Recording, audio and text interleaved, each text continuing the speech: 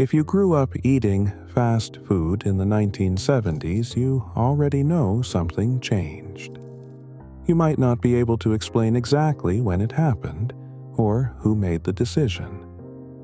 But that burger you remember from childhood, the one that tasted like actual meat on an actual grill, does not exist anymore.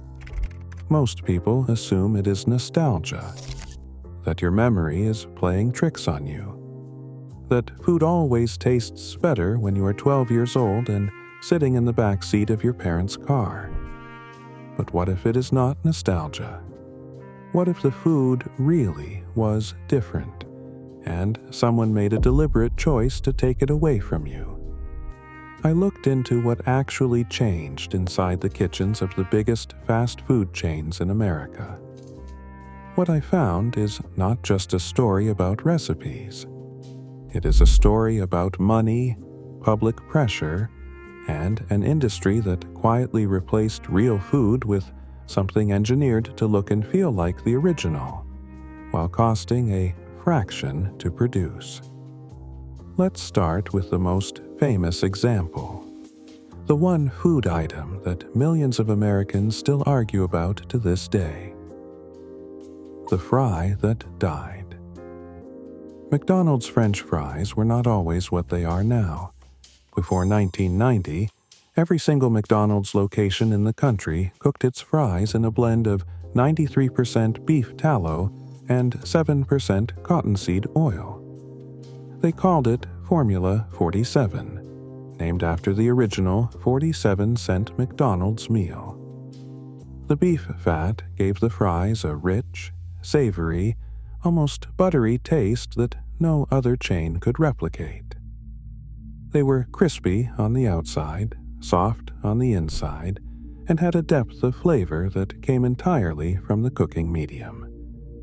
Ray Kroc, the man who built McDonald's into an empire, treated those fries like a sacred object. He hired an engineer from Motorola to build a device called the potato computer that calculated exact frying times. He sent field agents to test potatoes with hydrometers. Julia Child said publicly that McDonald's made the best fries in America. James Beard agreed. So, what happened? In 1966, a businessman named Phil Sokoloff had a heart attack at 43. He survived and spent the next 2 decades and $15 million of his own money campaigning against saturated fat. He took out full-page newspaper ads targeting McDonald's with headlines such as "The Poisoning of America." In 1990, McDonald's gave in. They announced they would replace beef tallow with 100% vegetable oil. The stock dropped 8% almost immediately. Customers complained that the fries tasted flat, bland, lifeless. To compensate, McDonald's quietly added something called natural beef flavor to the oil, a chemical additive that contained no actual beef. But here is the part nobody talks about. The vegetable oil they switched to contained trans fats, which scientists later discovered were actually worse for your heart than beef tallow ever was. Journalist Malcolm Gladwell arranged a blind taste test between the original recipe and the modern version. His verdict was that it was no contest. It was a completely different food. Today, McDonald's fries contain 19 ingredients. In the 1970s, they contained 3 ingredients: potatoes, beef tallow, and salt. But McDonald's fries are only one piece of a much bigger story: the kitchen that became a factory. In the 1970s, Pizza Hut was not a delivery chain. It was a restaurant, a real one. You walked in and sat at a booth with red checkered tablecloths. Tiffany-style lamps hung from the ceiling. A jukebox played in the corner. The dough was made fresh every morning. The sauce came from real tomatoes. The cheese was grated in-house. Going to Pizza Hut on a Friday night was an event. Families planned around it. Then corporate decided dine-in was too expensive. Fresh dough was too slow. Grating cheese was too labor-intensive. The red roof restaurants started closing. Fresh dough became factory-made dough shipped in plastic bags. Real cheese became pre-shredded cheese from distribution centers. The Friday night family event was replaced by a cardboard box at your front door. You can still spot the old Pizza Hut buildings across America, converted into insurance offices and nail salons. The roof gives it away every time. And that pattern, fresh kitchens becoming assembly lines, was not unique to Pizza Hut. It happened everywhere. But perhaps no story illustrates it more painfully than what happened at KFC. The Colonel versus his own company. Colonel Harlan Sanders built KFC from a gas station kitchen in Corbin, Kentucky. He developed his secret blend of 11 herbs and spices over years of experimentation. Every piece of chicken was hand-breaded by cooks in the kitchen and pressure-cooked in iron skillets. The process was slow. It was labor-intensive. And it produced chicken that people drove hours to eat. By the 1970s, KFC had thousands of locations around the world, and Colonel Sanders was the second most recognizable celebrity on the planet, behind only the President of the United States. But here's what most people do not know. Sanders had sold KFC in 1964 for $2 million. As the new corporate owners expanded the chain, they started changing everything.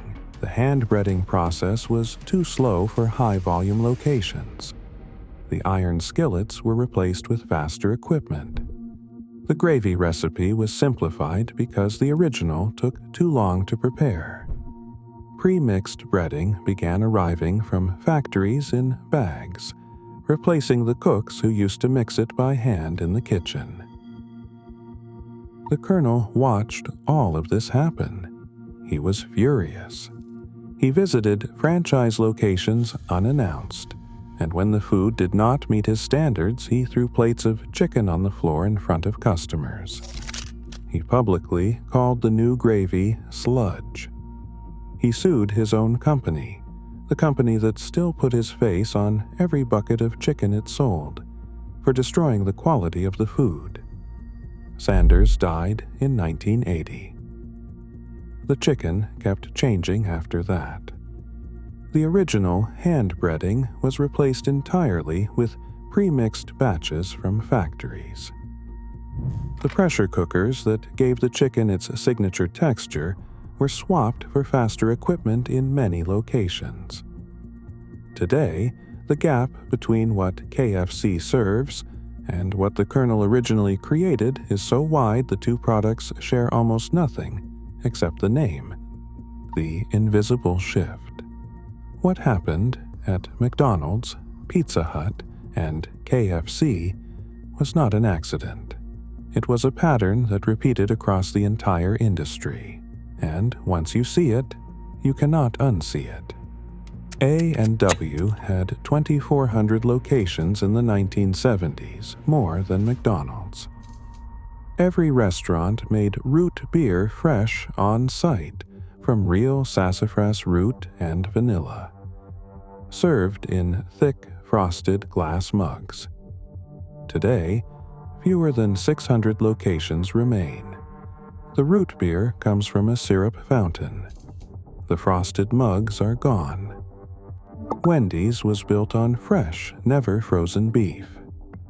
Dave Thomas insisted every patty be formed by hand from meat that arrived fresh that morning. The restaurants had Tiffany lamps and carpeted floors. Today, the hand-formed patties are machine-pressed squares and the restaurants look like every other drive-through. Arby's used to roast whole cuts of beef and slice them to order. Dairy Queen mixed soft serve fresh daily with real milk and natural vanilla. Burger King built Whoppers with fresh-cut vegetables from local suppliers. Every chain made the same calculation. Fresh ingredients cost more. Skilled cooks cost more. But frozen, factory-produced ingredients scale. They protect the margin when you are operating 40,000 locations. What we actually lost. People who say fast food in the 1970s tasted better are not imagining it. They are remembering a time when fast food kitchens were actual kitchens, with cooks who breaded chicken by hand, pressed dough every morning, and fried potatoes in real fat. What replaced it was a cost reduction disguised as a health upgrade, wrapped in the same logos so you would not notice. But you did notice. Everyone noticed. They just could not prove it because the companies never announced what they changed. 19 ingredients instead of 3. Factory breading instead of hand-mixed. Frozen dough instead of fresh. Syrup from a machine instead of root beer made that morning. The food did not change because of time. It changed because someone decided your memory of what it used to taste like was worth less than the money they would save by making it worse. We'll see you on the next rewind.